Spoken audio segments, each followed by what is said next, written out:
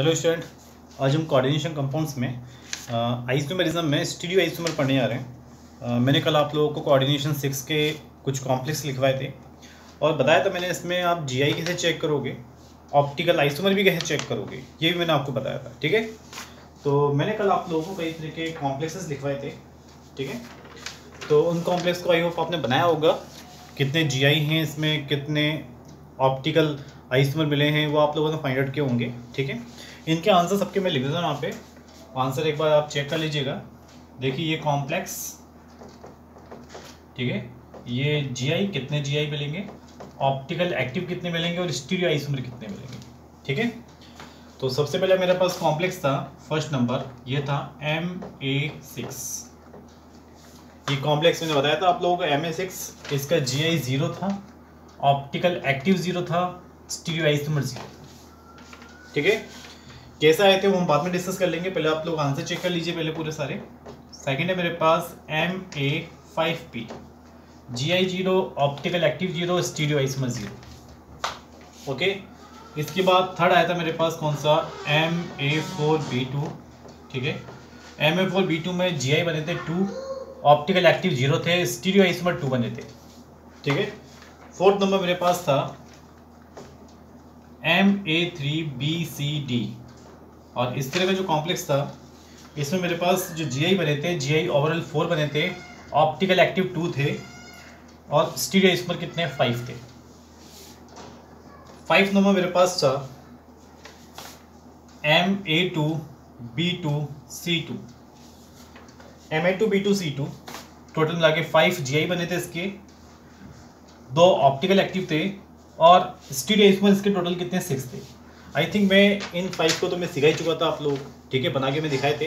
ठीक है, इसका आगे और कंटिन्यू करता हूँ। 6 नंबर मेरे पास है Ma2B2CD। Ma2B2CD कोऑर्डिनेशन पूरा देख लीजिए, 6 ही हो रहा है। ठीक है, इसके जीआई ओवरऑल 6 बने थे, ऑप्टिकल एक्टिव 4 थे और टोटल स्टीरियो आइसोमर कितने 8 थे। तो यहाँ तक आप लोग चेक कर लीजिए, हो सकता है नंबरिंग में थोड़ा बहुत ऊपर नीचे हो सकता है। ठीक है, जो कल लिखवाए थे मैंने, बाकी आप चेक कर सकते हैं कॉम्प्लेक्सेस का कितना जीआई बना, कितना ऑप्टिकल एक्टिव और कितना स्टीरियो आइसोमर है। ठीक है, इन 6 के बाद में आगे बताते हैं आपको, ये आपने लिख लिया हो तो।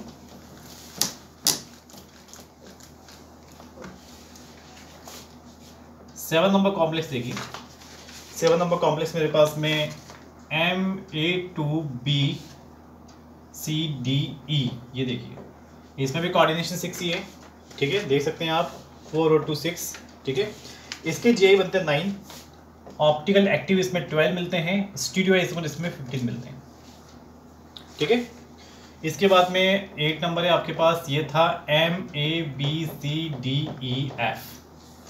MABCDEF इसके ओवरऑल मिलते हैं जीआई कितने 15, ऑप्टिकल एक्टिव होंगे 30, टोटल स्टीरियो आइसोमर होंगे कितने 30। 9 नंबर की अगर बात करें तो ये है MAA का होल थ्राइस। ठीक है, इसके ओवरऑल जीआई 0 हैं, इसके जीआई कितने 0 मिलेंगे, ज्योमेट्रिकल आइसोमर। ठीक है, ऑप्टिकल एक्टिव होंगे इसके 2, स्टीरियो आइसोमर टोटल कितने बोलोगे 2। ठीक है, आगे चलते हैं। इसमें 10 नंबर देखिए, ये ऑप्टिकल एक्टिव शो करेगा। ठीक है, 10 नंबर की अगर बात करें तो MAA2, ये रहा MAA2B2। ठीक है, इसके जीआई 2, इसका ऑप्टिकल एक्टिव 2 और इसका स्टीरियो आइसोमर कितना होगा 3। 11 बात करें इसमें, देखिए 11 MAA2BC। MAA2BC अगर इसकी बात करें तो इसमें भी 2 जीआई, 2 ऑप्टिकल एक्टिव और 3 स्टीरियो आइसोमर। ठीक है, 12 नंबर देखिए आप लोगों ने बनाया होगा MAAB4। देखिए MAAB4, इसमें जीआई 0, ऑप्टिकल एक्टिव 0 और स्टीरियो आइसोमर भी कितना 0। ठीक है, तो यहाँ तक आप लोग लिख लिए होंगे आंसर इसके। थोड़ा आगे चलते हैं इसमें।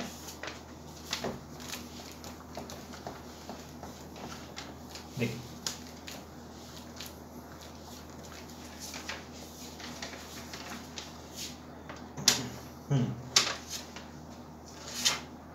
उसके बाद आगे M AA B3C, MAAB3C GI 2 है इसके, ऑप्टिकल एक्टिव 0 है, स्टीरियो आइसोमर 2 है। नेक्स्ट आगे देखें, इसमें कॉम्प्लेक्सेस है मेरे पास MAAB2C2, ठीक है, इसके GI 3 हैं, इसके ऑप्टिकल एक्टिव 2 हैं, इसके स्टीरियो आइसोमर 4 है। नेक्स्ट अगर आगे बात करें इसमें तो MAB का होल थ्राइस, ठीक है, इसमें GI 2 है, ऑप्टिकल एक्टिव 4 हैं, टोटल स्टीरियो आइसोमर कितने होंगे 4 होंगे। और एक लास्ट था मेरे पास जो मैंने कहा था इसको आप मत बनाइएगा, इसको मैं बता दूंगा शायद MA3B3, क्योंकि ये एक्सेप्शनल केस में आता है, एक्सेप्शनल केस में आता है, ठीक है। तो ये एक अलग केस है बिल्कुल, इसको हम अलग से बता देंगे बिल्कुल, ठीक है। ये ऑप्टिकल एक्टिविटी शो नहीं करता, ये केवल GI शो करता है। GI में भी कौन सी फॉर्म शो करता है, फेस और मग, फेस मतलब फेशियल, मर मतलब मेरिडोनल, ठीक है। तो यहाँ पे आप देख सकते हैं जितने जितने कॉम्प्लेक्स में लिखवाया था आपको कल, उस सब के बारे में बता दिया है कि GI कितने होंगे, ऑप्टिकल एक्टिव कितने होंगे और स्टीरियो आइसोमर कितने बनेंगे, ठीक है। अब जहाँ आपको प्रॉब्लम आ रही होगी तो मैं आपकी प्रॉब्लम क्लियर करता हूँ उसमें, ठीक है। देखिए ये देखिए,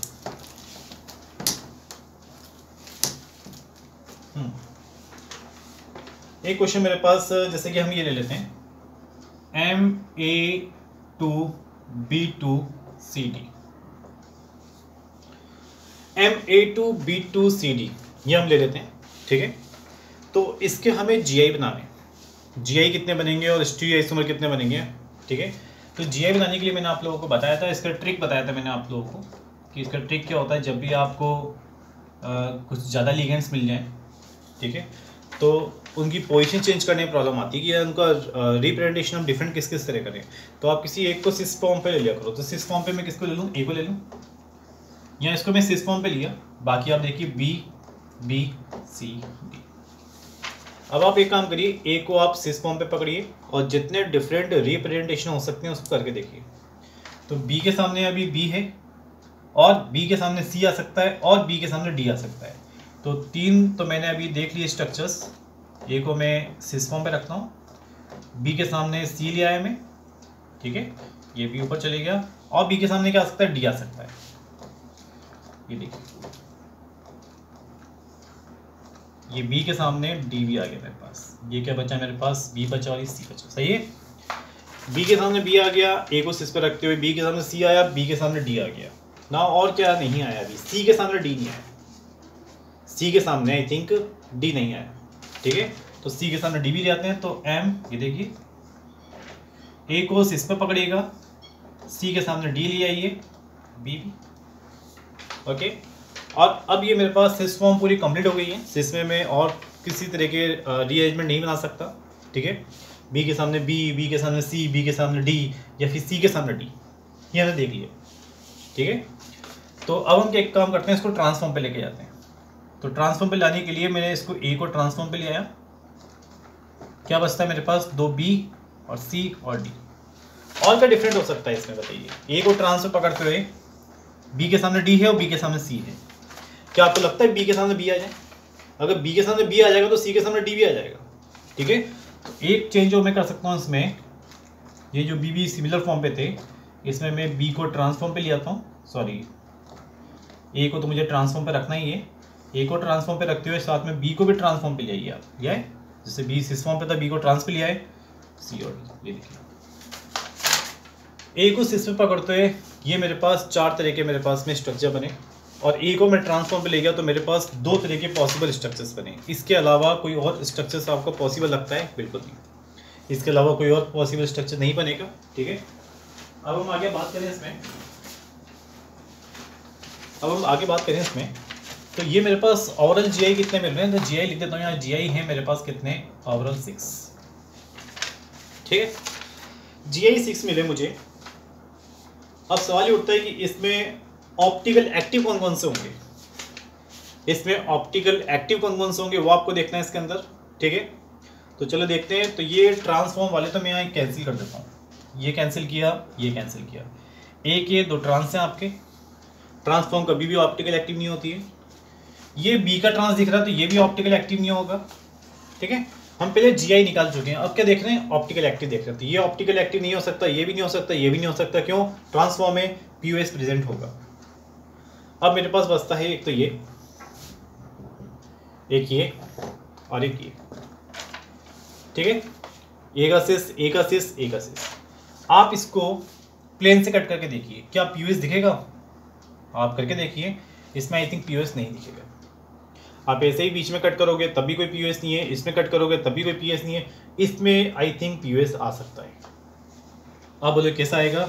ये आप सोचिए जरा, मैं 3D में समझाने की कोशिश करता हूँ। ये एक प्लेन में है, ये जब एक प्लेन में है, ये एक प्लेन में है, सी अभी बोर्ड के प्लेन में है, ये पूरा स्क्वायर। ठीक है, सी आपकी तरफ है, डी पीछे की तरफ है। समझ रहे? ये एक्सियल पोजीशन पे, तो एक्सियल पोजीशन कैसे लगाऊं? जब स्क्वायर मैंने इस फॉर्म में ले लिया है, इस प्लेन में ले लिया है, तो सी आपकी तरफ और डी पीछे की तरफ। तो आप ऐसे एक प्लेन लेके आइए, मेरे हाथ के अकॉर्डिंग प्लेन लेके आएंगे। जब ऐसे कट करेंगे आप, तो ये जो आपकी तरफ सी था और पीछे की तरफ डी था, ये तो प्लेन के अंदर चले आएंगे, चले गए।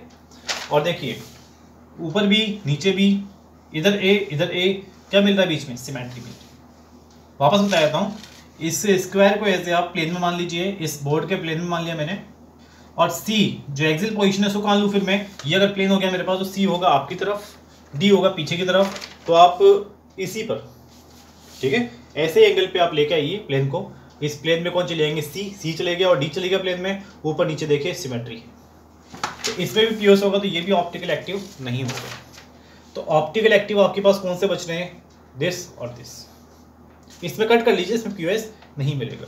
तो आपके पास में दो ऐसे दिख रहे हैं जो ऑप्टिकल एक्टिव हो सकते हैं। तो ऑप्टिकल एक्टिव टोटल कितने बोलोगे? दो ये खुद हो गए और इनकी मिरर इमेज मिलाइए, कितना हो गए? 4। तो ऑप्टिकल एक्टिव होंगे 4।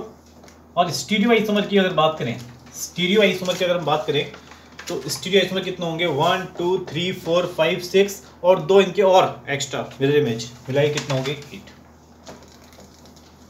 आप देख सकते हैं अपना आंसर। मैंने वहाँ पे स्टीरियो आइसोमर 8 लिखवाया था, ऑप्टिकल एक्टिव 4 लिखवाया था और जीआई मैंने 6 लिखवाए थे। तो ये बना के दिखाया मैंने आप लोगों को MA2B2CD के। ठीक है, तो आगे चलते हैं इसमें हम।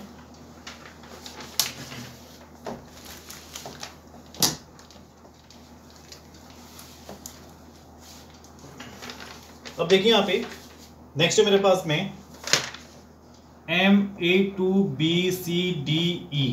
ये देखिए MA2BCDE, इसके टोटल जीआई कितने बनेंगे? और जीआई बनेंगे तो ऑप्टिकल एक्टिव कौन कितने होंगे? स्टीरियो आइसोमर कितने बनेंगे? ठीक है, तो हम यहाँ पे चेक करते हैं। देखिए मैं ए को सिस फॉर्म पे पकड़ लेता हूँ, BCDE। अब ये आपको सोचना है ए को सिस पे पकड़ते हुए कि मैं क्या क्या चेंज कर सकता हूँ, मैं क्या क्या चेंज कर सकता हूँ। तो आप बताइए, बी के सामने सी आया है और बी के सामने डी आ सकता है। ए को सिस पे पकड़ के रखिए, बी के सामने क्या आ गया? डी आ गया। ओके, ये सी ई हो गया। और क्या आ सकता है? ए को सिस पे पकड़िए, बी के सामने सी है, बी के सामने डी आया, बी के सामने ई भी आ सकता है। बी के सामने ई भी आ गया, तो क्या बचा? सी और डी बचा वहाँ पे। ठीक है, अब बी के तो हो गए पूरे पैटर्न, बी के सामने सी, बी के सामने डी, बी के सामने ई, खत्म हो गए पैटर्न पूरे। ठीक है, अब मैं लेता हूँ डी को पकड़ लेता हूँ। तो डी के सामने बी तो आ चुका है, डी के सामने बी तो आ चुका है। अब डी के सामने ई और सी नहीं आया, तो वो भी ले लूँ मैं यहाँ पे। देखिए एम सिस पे पकड़िए, ये देखिए डी के सामने ई और ए को सिस पे पकड़ते हुए डी के सामने सी। ठीक है, मैंने बी के पैटर्न पूरे किए, बी के सामने सी, बी के सामने डी, बी के सामने ई। तो बी के सामने डी तो ऑलरेडी आ चुका था। अब मैं डी वाला पैटर्न ले रहा था, तो डी वाला तो आ चुका है बी के एस्पेक्ट में, तो डी के सामने मैंने ई और ले लिया और डी के सामने सी और ले लिया। डी का काम खत्म हो गया। अब हम पकड़ते हैं सी को, पकड़ते हैं। तो सी के ऑलरेडी पहले कौन कौन से आ चुके हैं? देखो सी के सामने बी आ चुका है और सी के सामने डी आ चुका है। तो सी के सामने क्या नहीं आया है? सी के सामने ई नहीं आया है, उसको भी लगा लिया हम यहाँ पे। देखिए ए सी के सामने हम किसको ले लें, ई को ले लेते हैं। ठीक, कोई दिक्कत इसमें? तो यहाँ पे आप देख सकते हो मैंने बी को ले लिया पैटर्न, डी का पैटर्न ले लिया, सी का पैटर्न ले लिया, अब क्या बचा है, ई का पैटर्न बच रहा है। तो आप देखो ऑलरेडी ई के क्या आ चुके हैं, ई के सामने बी आ चुका है, ई के सामने डी आ चुका है और ई के सामने सी भी आ चुका है। तो ई के सामने बचता है क्या है? अब आप बोलो ई के सामने ए नहीं आया, वो तो आ चुका है ई के सामने ए। तो पहले ए को मैं कंसिडर नहीं कर रहा अभी, क्योंकि ए तो मैंने पकड़ा हुआ है सिस फॉर्म पे, बाकियों का मैं अरेंजमेंट देख रहा हूँ। तो सिस फॉर्म पे पॉसिबल पेयर यही बन पाएंगे आपके पास। ट्रांसफॉर्म पे लेके आता हूँ ए को, अगर मैं ये देखिए मैं ए को ट्रांसफॉर्म पे लिया, ये ए ये ट्रांसफॉर्म पे हो गया ए, बी सी डी ई, ए को ट्रांसफॉर्म पे पकड़ तो एक क्या क्या चेंज कर सकते हो, बी के सामने क्या है, ई। देखो ये बी के सामने ई है, बी के सामने और क्या आ सकता है घुमाने पर, डी, और बी के सामने क्या आ सकता है घुमाने पर, सी। ये देखिए, अरे भाई इसको घुमाओगे तो बी के सामने डी हो जाएगा, इसको घुमाओगे तो बी के सामने सी हो जाएगा। तो 3 और पैटर्न बनेंगे ट्रांस पे। तो 3 पैटर्न ये हो गए, और ये देखिए 1 2 3 4 5 6 ओवरऑल मिला के मेरे पास जीआई कितने बन रहे हैं, जीआई हो रहे हैं मेरे पास 9। ठीक है, ये समझ में आ गया। ए को ट्रांस पे फिक्स किया मैंने, बी के सामने ई था, घुमा दो बी के सामने डी भी आ जाएगा, घुमा दो बी के सामने सी भी आ जाएगा। और सब सिंगल सिंगल है, इसलिए आप सोचो कि सब डी के सामने देखना तो आ चुका होगा ऑलरेडी पहले से। ठीक है, तो जीआई आपके पास 9 आ गए पूरे। आप देख सकते हो मैंने आप लोगों को लिखवाया था जीआई, इसमें ओवरऑल कितने 9 थे।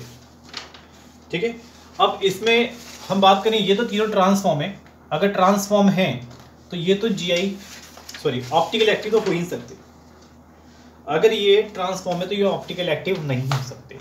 अब इनको छोड़िए, अब आप इसको देखिए 1 2 3 4 5 और 6, क्या इसमें कोई पीओएस दिखाई दे रही है आपको? बिल्कुल दिखाई नहीं देगी पीओएस इन सब में, क्योंकि ये ट्रांसफॉर्म तो है नहीं, ये 6 की 6 फॉर्म, और साथ में सारे एटम्स अलग अलग हैं। तो कहीं से अगर पीओएस देखना भी चाहोगे तो डिफरेंट एटम्स की वजह से इसमें प्लेन ऑफ सिमेट्री नहीं दिखेगी। तो पीओएस अगर एब्सेंट है, अगर पीओएस एब्सेंट है तो आप बोलोगे इसका ऑप्टिकल एक्टिव कितने मिलेंगे यहाँ पे, ऑप्टिकल एक्टिव आएंगे यहाँ पे मिला के कितने 12। 1 2 3 4 5 6 तो ये हो गए, और 6 के मिरर इमेज मिलाए कितने होंगे 12। और पूछे टोटल स्टीरियो इसमें कितने होंगे, तो ओवरऑल ये 9 आए थे, 9 प्लस इन 6 की मिरर इमेज, तो 9 प्लस 6 मिरर इमेज मिलाई कितना होगी 15। तो टोटल स्टीरियो आइसोमर इसके आप लोग देख सकते हो स्टीरियो आइसोमर होंगे 15। तो टोटल स्टीरियो आइसोमर कितने होंगे 15। इस पे आपको प्रैक्टिस करनी पड़ेगी। ठीक है, प्रैक्टिस से ही ये कंप्लीट होगा आप लोगों को। ठीक है, चलिए अब आगे चलते हैं।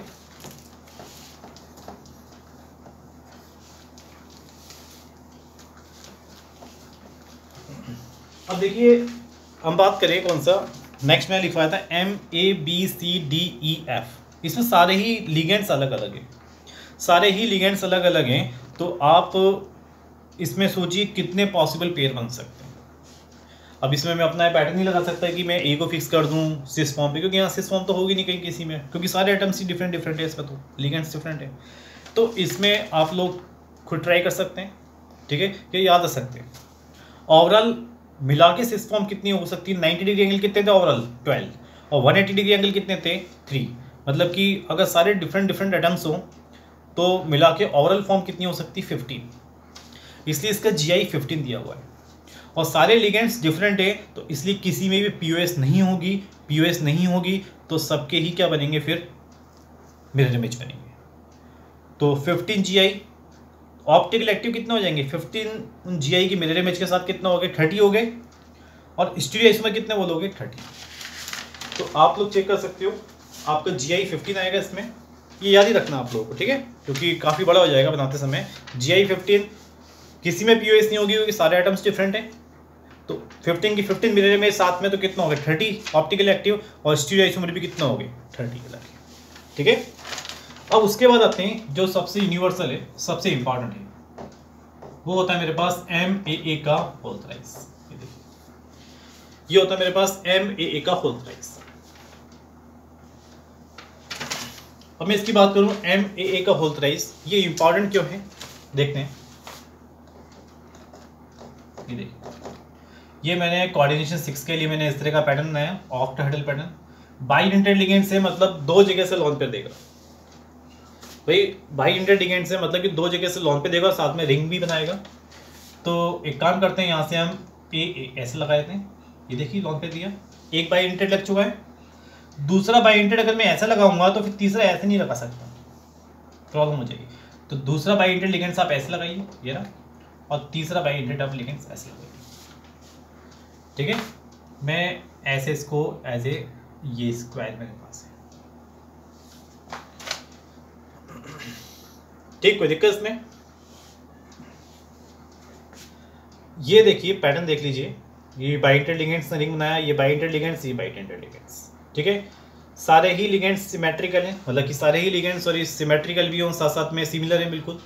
तो क्या इसका कुछ डिफरेंट स्ट्रक्चर्स बन सकता है क्या? आप सोचो इस ए को उधर में चेंज कर दो, नहीं, ये आपस में इंटरचेंज हो सकते हैं बस केवल। ये तो हमने कोऑर्डिनेशन 4 में भी देखा था, आपस में इंटरचेंज हो सकते हैं बस केवल। कैसे?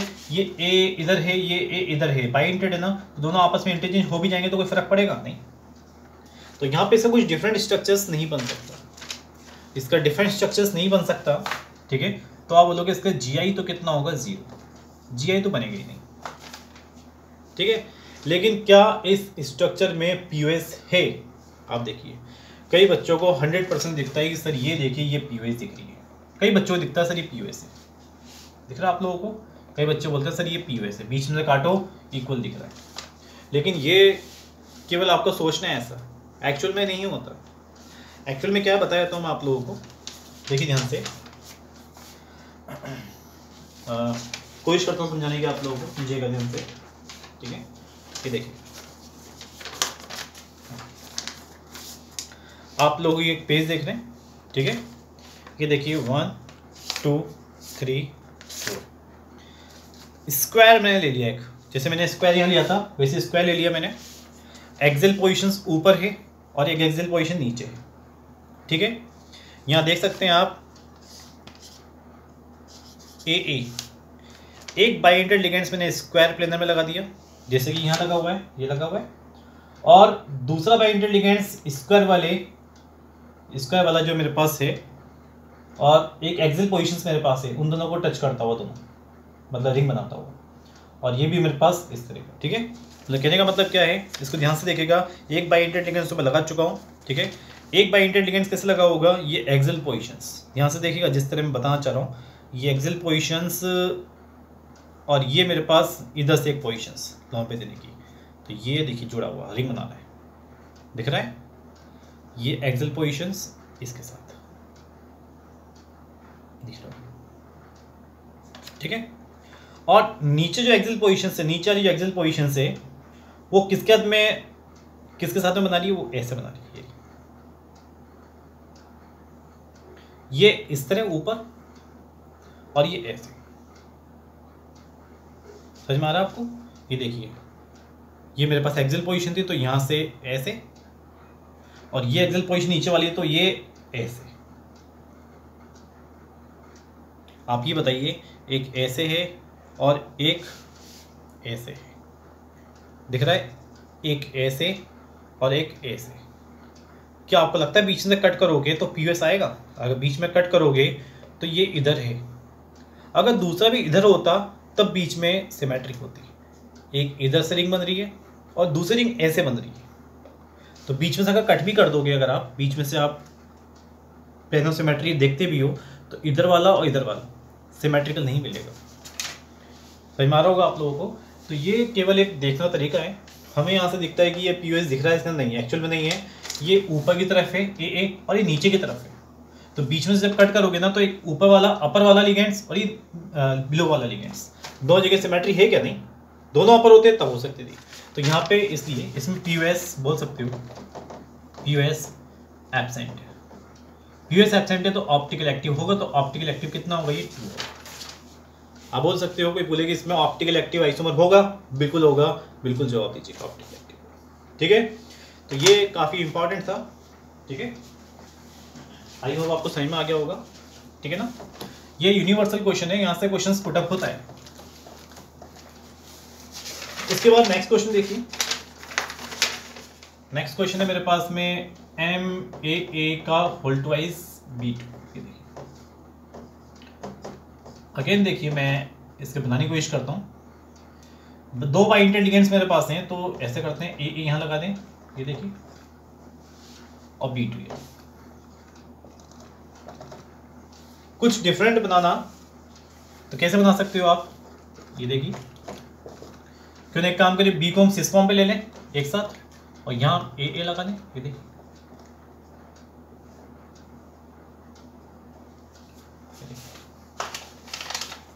ये देख सकते हो आप, ये देखिए, ये दो फॉर्म बन गए, या तो B ट्रांसफॉर्म पे रह सकता है, सिस फॉर्म पे आ सकता है, और तो मैं कुछ नहीं कर सकता। तो यहाँ पे देखने में लग रहा है कि यहाँ GI कितने मिल रहे हैं, GI मिल रहे हैं 2, या GI 2 मिल रहे हैं। बट क्या आपको लगता है ये ट्रांसफॉर्म है, इसमें तो POS प्रेजेंट होगा, तो ये तो ऑप्टिकल एक्टिव नहीं होगा, बट इसमें POS दिख रहा है क्या आपको? आप बोलोगे बिल्कुल दिख रहा है सर POS, बीच में से कट करो हमें सिमेट्री दिखाई दे रही है, फिर आप पजल हो रहे हो, इसमें POS नहीं है। ये डायग्राम पहले वाला डायग्राम जैसा ये देखिए, ये एक्सिल पोजीशन जो है ना, ये ऊपर, ये एज ए स्क्वायर मान लीजिए आप, मान लिया आपने, तो ये जो एक्सिल पोजीशन है ये ऊपर की तरफ है, अपर वाला लिगेंड्स, ये देखिए अपर वाली रिंग, और ये रिंग कहाँ से बन रही है, नीचे वाले से, क्योंकि वो पीछे की तरफ है, ये बिलो वाली रिंग, एक अपर वाली रिंग और एक बिलो वाली रिंग, बीच में से कट करोगे तो सिमेट्री दिखाई देगी दोनों तरफ, नहीं, वो अपर वाली रिंग है ऊपर वाली, और ये बिलो वाली रिंग है नीचे वाली, पीछे वाली, ठीक है ना। तो यहाँ पर भी आप बोल सकते हो कि सर इसमें भी मुझे सिमेट्री दिखाई नहीं देगी, ठीक है, तो यहाँ पे हम बोल सकते हैं कि ये ऑप्टिकल एक्टिव होगा, अगर तो ऑप्टिकल एक्टिव होगा तो इसकी एक मिरर इमेज मिला के कितना बनेगा, ऑप्टिकल एक्टिव 2 हो जाएंगे। और स्टीरियो आइसोमर की अगर बात करें तो दो तो मेरे पास बने स्ट्रक्चर्स, साथ में प्लस इसका एक स्ट्रक्चर, और मतलब मिरर इमेज मिला के कितना हो गया, 3 हो गया, तो स्टीरियो आइसोमर कितना आएगा, 3 आएगा, ठीक है। तो ये भी आपने टेबल में देखा, ये टेबल में मैंने करवा रखा था आप लोगों को, ठीक है। आई थिंक आप लोगों को समझ में आ गया हो ये चीज़, तो मैं आगे चलता हूँ उसमें, ठीक है। आगे देखिए, और एक मेरे पास ये है,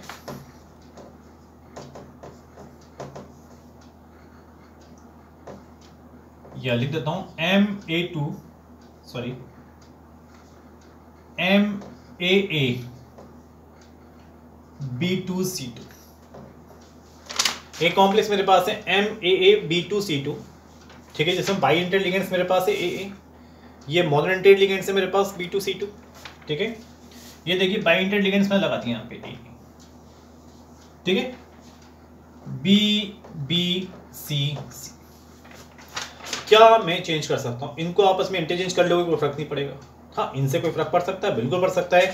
B के सामने क्या है, B, और सोचो शायद B के सामने C आ सकता है, ये देखिए B के सामने C आ गया, और सोचिए क्या हो सकता है, C के सामने C भी आ सकता है, और सोचिए इसमें आ जाएगा आपका M, C के सामने C, ठीक है।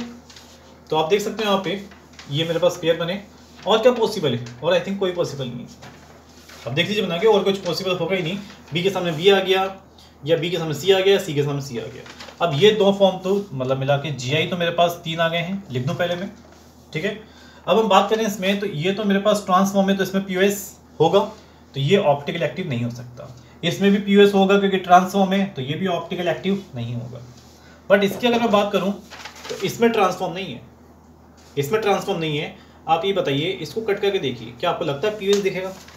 आप बोलेंगे सर ऐसे कट करिए, तो ये अलग है BB, और ये क्या CC है, दोनों डिफरेंट है। तो इसमें क्या होगा, इसमें POS एब्सेंट है, तो ये ऑप्टिकल एक्टिव होगा, तो मिला के ऑप्टिकल एक्टिव कितना होगा 2, ये और एक इसकी mirror image, total stereo isomer कितना होंगे, आई थिंक 3 या 4, देखिए 1 2 3, एक इसके साथ में मिरर इमेज, लाइक कितना हो गया, ठीक है। तो लगभग मैंने आपको क्वेश्चंस बता दिए, मैंने जितने मैंने कॉम्प्लेक्स लिखवाए थे उन सब के आंसर लिखवा दिए, और आई थिंक जितने बताएं उसके हिसाब से आप बाकी बचे क्वेश्चंस जो हैं वो खुद भी ट्राई कर सकते हैं। एक बार वो नहीं आए तो मुझे व्हाट्सअप कर देना कि सर नहीं आया, हम बता देंगे आपको बना के, ठीक है। बनाना बड़ा सिंपल है, देखा आप लोगों ने, ठीक है। कौन कौन से मैंने कंसेप्ट बताया आपको, कंसेप्ट था स्टार्टिंग से बताया था, कोऑर्डिनेशन 4 देखा, कोऑर्डिनेशन 4 वाले में, ठीक है, DSP2 वाले अपने जो स्क्वायर प्लेनर होते हैं वो आपके GI शो करते हैं, ठीक है। बट वो ऑप्टिकल एक्टिव कभी नहीं हो सकते, क्योंकि स्क्वायर प्लेनर वो खुद ही एक प्लेनर हैं, मतलब POS रखते हैं, तो वो कभी भी आपके ऑप्टिकल एक्टिव नहीं हो सकते। कोऑर्डिनेशन 6 में देखा, कोऑर्डिनेशन 6 में ऑक्टेडल कॉम्प्लेक्स होता है, ठीक है। ये काफ़ी टफ था थोड़ा, क्योंकि इसमें पैटर्न कई बन जाते हैं, ठीक है। तो हमने एक चीज़ याद रखा है इसमें, GI तो चलो GI तो हम बनाने के लिए हम क्या करेंगे, किसी एक को सिस फॉर्म पे पकड़ लेंगे, ठीक है, और बाकी उसके जितने डिफरेंट बन सकते हैं स्ट्रक्चर बना लेंगे, और फिर उसको ट्रांसफर रखते हुए फिर वहाँ पे डिफरेंट जो स्ट्रक्चर्स बनेंगे बना लेंगे, ठीक है ना। तो GI तो चलो बना लेंगे कैसे भी करके, ठीक है। ऑप्टिकल एक्टिव में क्या याद रखना था हमें कि POS के बारे में, जो ट्रांसफर होंगे तो उसको पहले कैंसिल कर दो कि भाई उसमें तो POS है तो ऑप्टिकल एक्टिव नहीं होगा, ठीक है। बाकी जो बच्चे उसमें एक बार चेक कर लेना कि POS ना हो गई। POS का मतलब क्या होता है, किसी भी प्लेन से आप काटो, भले वो हॉरिजॉन्टल हो भले वो वर्टिकल हो, कैसे भी आप काटिए उसको, डायगोनली काटिए कैसे भी काटिए, बट उसमें अगर काटने पर दोनों जगह सिमेट्री दिखाई दे रही है तो POS होगा, और POS होगा तो फिर वो ऑप्टिकल एक्टिव नहीं होगा। तो आपको ये चेक करना था, ठीक है ना। एक एक्सेप्शनल केस था, ठीक है, एक एक्सेप्शनल केस था जो बच रहा है, बताया था आप लोगों को मैं। वो था मेरे पास में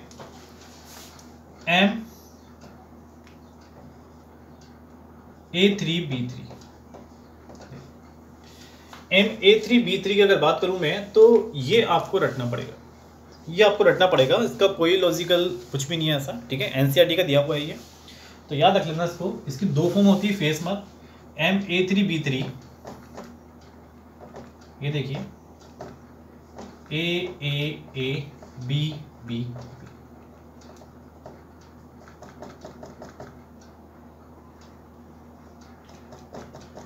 ये इसकी फेशियल कहते हैं, फेशियल FACIAL फेशियल, तो या इसको फेस बोल सकते हो, एज ए फेस फॉर्म में होता है, ठीक है। समझने में प्रॉब्लम आएगी, आपको देखने में प्रॉब्लम आएगी, इसलिए इसको याद ही रखिए, एज ए फेस फॉर्म होता है। और इसकी अगर मर फॉर्म बनानी है, दूसरी फॉर्म, तो AB को ऑल्टरनेट पे लगाया ना, AB, ये इसकी मेरिडोनल फॉर्म होगी, ये इसकी मेरिडोनल फॉर्म होगी। तो कहने का मतलब आपको याद रखना है, एक फेस फॉर्म और एक मेरिडोनल फॉर्म, मर फॉर्म, MA3B3, ठीक है। तो आई होप यहाँ तक आपको समझ में आ गया होगा ये चीज़ें, ठीक है। स्टीरियो आइसोमर पे आप प्रैक्टिस कर सकते हो, ठीक है। अब इसके जो नेक्स्ट लेक्चर मेरे पास है, ठीक है, नेक्स्ट लेक्चर में दो काम करने वाला हूँ। दो काम क्या है, एक तो जो ऑप्टिकल और GI पे जो क्वेश्चंस आए हुए हैं, क्वेश्चन किस तरह के पैटर्न पे आए हैं क्वेश्चंस, वो बताने वाला हूँ मैं। साथ में जो स्ट्रक्चरल आइसोमर बचा है थोड़ा सा, वो बताने वाला हूँ, ठीक है ना। तो एक लेक्चर लगेगा इसमें बस केवल आइसोमरिज्म हमारे, जिसमें हम नेक्स्ट लेक्चर में प्रैक्टिस ही करेंगे, बस केवल प्रैक्टिस के साथ में स्ट्रक्चरल आइसोमर सिखा दूंगा मैं आप लोगों को, ठीक है। तो यहाँ तक आप बनाइए क्वेश्चंस वगैरह, ठीक है। Thank you.